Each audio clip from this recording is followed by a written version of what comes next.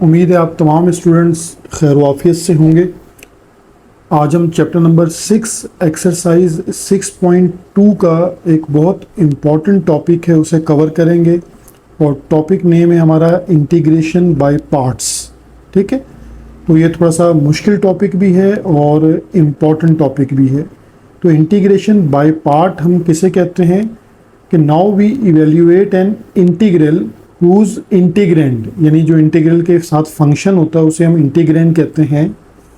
ठीक है, is the product, यानी इंटीग्रेंड जो है वो in the form of product आ जाए of two function such as, जैसे हमारे पास ये फर्स्ट एग्जांपल है कि इंटीग्रेशन और जो इंटीग्रेंड है एक्स साइन एक्स ये प्रोडक्ट में आ रहा है। नंबर 2 एग्जांपल है हमारे पास कि इंटीग्रेशन में एक्स ई एक्स, ठीक है, एक्सपोनेंशियल फंक्शन दोनों प्रोडक्ट में आ रहे हैं। और इसी तरह देखिए तीसरी एग्जांपल है हमारे पास कि इंटीग्रेशन में एक्स ln x ये प्रोडक्ट में आ रहे हैं। तो अगर हमारे पास साइन ऑफ इंटीग्रेशन के साथ जो इंटीग्रेंड्स हैं वो as product of two functions हैं तो हम उसे इंटीग्रेशन बाय पार्ट की टेक्निक से सॉल्व करते हैं। और इसका जो फॉर्मूला है वो आपको बहुत अच्छे से पहले मेमोराइज करना है।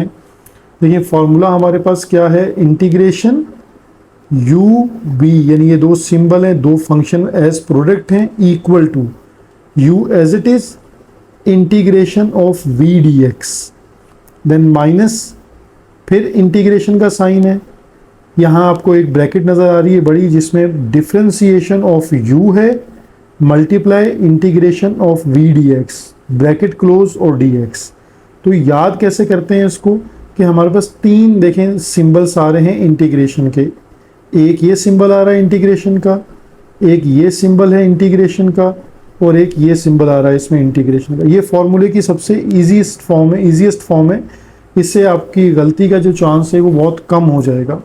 ठीक है, और यानी ये तीन साइन है इंटीग्रेशन के और एक दफ़ा डिफरेंशियल यानी डिफरेंशिएट करना है। अब आप कौन से फंक्शन को u सपोज करेंगे और कौन से फंक्शन को v सपोज करेंगे, यानी दो फंक्शन जब आपके पास आ जाएंगे तो विच वन इज़ u और विच वन इज़ v, ये सबसे बड़ी प्रॉब्लम है जहाँ गलती का चांस होता है। तो इसके लिए एक और रूल है, आईलेट इसे पढ़ते हैं। ठीक है, आईलेट रूल, आईलेट को आप पहले अंडरस्टैंड कर लें। यानी आईलेट में आई जो है वो रिप्रेजेंट करता है इन्वर्स ट्रिग्नोमेट्रिक फंक्शंस को। ठीक है, यानी जैसे साइन इन्वर्स है, कॉस इन्वर्स है, टेंजेंट इन्वर्स है। एल रिप्रेजेंट करता है लॉग के फंक्शंस को, ln का फंक्शन है या लॉग का फंक्शन है। ए stands for algebraic functions like x हो सकता है, एक्स स्क्वायर हो सकता है, एक्स प्लस 1 हो सकता है।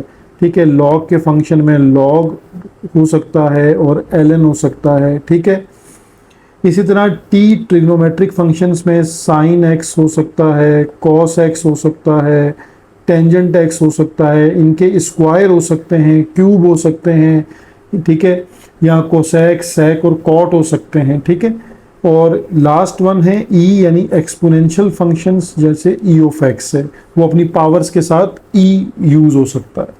तो अगर आप आईलेट के रूल को देखें तो इसमें आप इसकी जो अरेंजमेंट है, अगर आपके पास i और l यानी एक फंक्शन आपके पास इन्वर्स ट्रिग्नोमेट्रिक आ गया और एक फंक्शन लॉग आ गया, तो अकॉर्डिंग टू अरेंजमेंट यानी ये 1 2 3 4 5 ये अरेंजमेंट है, जो इस रूल के अकॉर्डिंग पहले आ रहा है वो u होगा और दूसरा उसमें v सपोज होगा। ठीक है, ये बहुत आसान सी टेक्निक है, इसमें आपके 99% जो प्रॉब्लम्स हैं वो रिजॉल्व हो जाएंगे।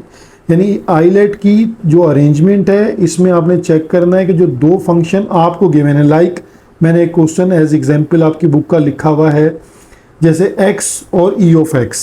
तो अगर आप x को देखें तो ये एक अलजेब्रिक फंक्शन है a और ये e ऑफ x एक एक्सपोनेंशियल फंक्शन है e। ठीक है, तो आईलेट के रूल को अगर आप देखें तो आईलेट का जो रूल है उसमें a पहले आता है और फिर आपके पास e आता है। इसका मतलब है आप u जो है वो सपोज कर लेंगे x को और जो v है वो सपोज कर लेंगे e ऑफ x को। तो अब हम इस पर अपना फार्मूला अप्लाई करेंगे, इंटीग्रेशन बाय पार्ट को इस पर अप्लाई करके सीखते हैं कि हमने कैसे इस पे वर्किंग करनी है। सपोजिशन मैंने आपको समझा दी अकॉर्डिंग टू आइलेट रूल कि हमारे पास x जो है वो एक अलजेब्रिक फंक्शन है और e ऑफ x एक एक्सपोनेंशियल फंक्शन है। अब हम इसको सॉल्व करते हैं, ठीक है। देखिए, हम सबसे पहले अपना फार्मूला लिखते हैं। हमारा फार्मूला है u b d of x equal to u integration of v dx। ये एक दफ़ा इंटीग्रेशन आ गई, फिर माइनस साइन, देन इंटीग्रेशन। अब ब्रैकेट अप्लाई कर दें, differentiate of u multiply integration of v dx bracket close और dx। अब इसमें हम अपने फार्मूले की सब्स्टिट्यूशन को पुट करते हैं, यानी u हमारे पास x है और v हमारे पास e ऑफ x dx है। u हमारे पास जो हमारे पास वैल्यूज़ हैं वो इसमें पहले सब्स्टिट्यूट कर दीजिए, ठीक है। यानी x हो गया, then e of x dx minus integration bracket differentiation of u यानी x हो गया और v यानी e of x dx bracket close dx। अब देखें, इसको हम सिंप्लीफाई करते हैं। x एज इट इज़ है, integration of e of x same रहती है e of x minus as it is sign of integration as it is differentiation of x यानी 1 into integration of e of x same रहेगी e of x bracket close dx। अब हमारे पास ये x e of x same, यहाँ हमारे पास क्या रह जाएगा फंक्शन e ऑफ x 1 जा e ऑफ x dx। तो यहाँ एक दफ़ा और इंटीग्रेशन हो जाएगी, तो ये हमारा रिजल्ट हो जाएगा x e of x minus integration of e of x remain same e of x और plus c constant of integration add हो जाएगा। तो ये हमारा इंटीग्रेशन बाय पार्ट से एक एग्जाम्पल हमने सॉल्व कर ली, ठीक है स्टूडेंट्स। अब एग्जाम्पल नंबर 11 है और ये टेक्स्ट बुक पेज नंबर है 161 और क्वेश्चन है हमारे पास एग्जाम्पल में इंटीग्रेशन x ln x। देखें यहाँ x ln x आपके पास एज प्रोडक्ट है, ठीक है। अकॉर्डिंग टू अगर हम आइलेट रूल को भी साथ जहन में रखें, थोड़ा सा मेमोराइज कर लें, तो x एक अलजेब्रिक फंक्शन है और ln x जो है वो लॉग फंक्शन आता है, ठीक है। तो ये हमारे पास जो है वो लॉग फंक्शन यानी l से रिप्रेजेंट हो जाएगा, ठीक है। अरेंजमेंट के अकॉर्डिंग देख लें, l पहले आ रहा है और a बाद में आ रहा है। इसका मतलब है कि आप u जो है वो सपोज करेंगे ln x को और v सपोज करेंगे x को। तो ये हमने supposition according to ILATE rule कर ली। अब आप इसको अपने फार्मूला में यूज़ करें, यानी सब्स्टिट्यूट कर देते हैं u v dx। फार्मूला भी इसका इजी है, थोड़ा सा प्रैक्टिस से आपको याद रह जाएगा। मैंने इसकी फुल फॉर्म फार्मूले की यूज़ की है ताकि गलती का चांस ना हो स्टूडेंट्स को। तो ये हमने formula by integration by part का हमने फार्मूला लिख लिया, ठीक है। अब इसमें हम वैल्यूज़ को पुट करते हैं। u हमारे पास है ln x और v है हमारे पास x और dx एज इट इज़। अब हम u अगेन ln x है और v जो है वो हमारे पास क्या है x dx। अगेन हम ब्रैकेट को यूज़ करते हैं, डिफरेंशिएट ऑफ u है हमारे पास ln x इंटू v हमारे पास है x dx और ब्रैकेट क्लोज देन dx। अब देखिए यहाँ एक प्रॉब्लम में पहले आपको थोड़ा सा समझाऊं। अगर आप ln x को v सपोज करते तो इंटीग्रेशन ऑफ ln x नहीं होता। तो एक तो ये भी जहन में रखना है कि आप जब दो फंक्शन सपोज कर रहे हैं तो उसका इंटीग्रेशन भी मौजूद है, उसका फार्मूला आपको याद है, उसकी इंटीग्रेशन पॉसिबल है या नहीं।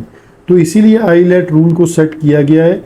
अब हमने ln x को देखें डिफरेंशिएट पे रखा है, तो डिफरेंशिएट ln x का मौजूद है लेकिन इसका इंटीग्रेशन मौजूद नहीं है। तो यहाँ ये एक टिप थी जो आपको याद रखनी है। अब हम इस क्वेश्चन को सॉल्व करते हैं। ये हमारे पास x ln x dx as it is. देखिए यहाँ फर्स्ट ये जो ln x है ये एज इट इज़ है।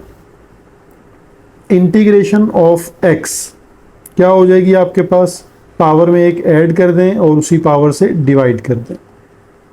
ये इंटीग्रेशन का साइन लास्ट में सॉल्व होता है, पहले ब्रैकेट सॉल्व होगी, तो डिफरेंशिएट ऑफ ln x क्या होता है 1/x इनटू, और यहाँ इंटीग्रेशन ऑफ x आपके पास आपने प्रीवियसली सॉल्व किया है x² 2 और ब्रैकेट क्लोज। ठीक है, पहले ब्रैकेट सॉल्व कर लेंगे तो आपका क्वेश्चन इजीली सॉल्व हो जाएगा। ये इसको आप लिख लें x² 2 ln x। यहाँ देखें, यहाँ x से एक x कैंसिल, तो इंटीग्रेशन आपके पास आ जाएगी x/2 dx।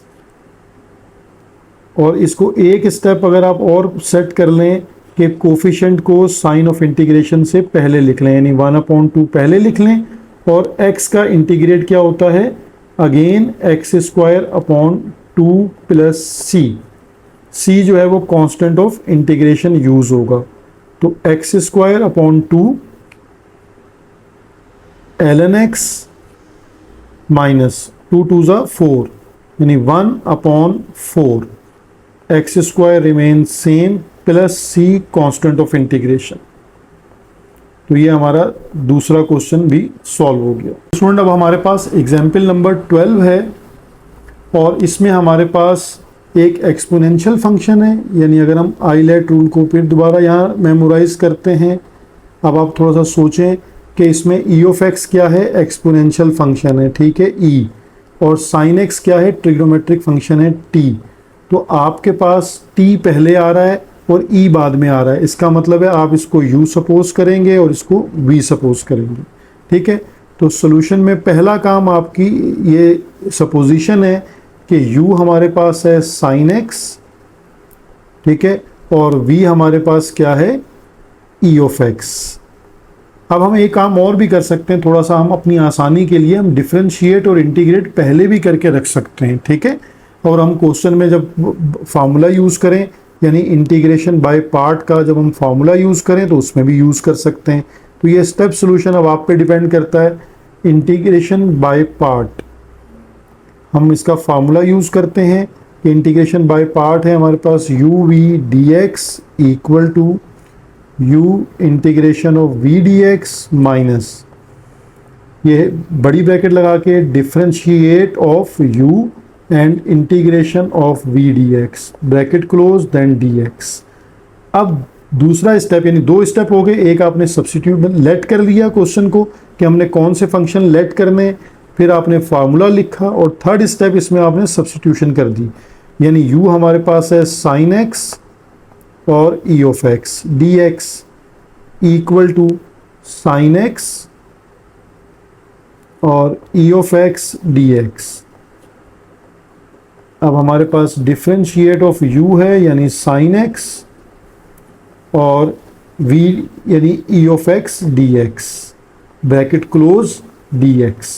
ठीक है, ये हमने वैल्यूज को यहाँ पर सब्स्टिट्यूट कर दिया। अब इसका 1 बाय 1 स्टेप हम सॉल्व करते हैं। ठीक है, यानी ये हमारे पास e of x sin x की इंटीग्रेशन बाय पार्ट क्या आएगी, sin x as it is, और e ऑफ x का इंटीग्रेट e ऑफ x होता है। ठीक है, यानी ये इंटीग्रेशन सॉल्व हो गई, minus bracket as it is, differentiate of sin x होता है cos x।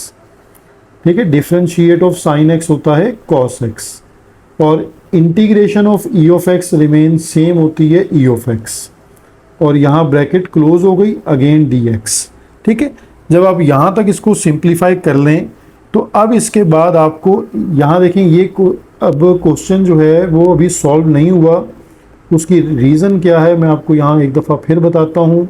ये integration e of x cos x लिखा हुआ है एज इट इज़ dx।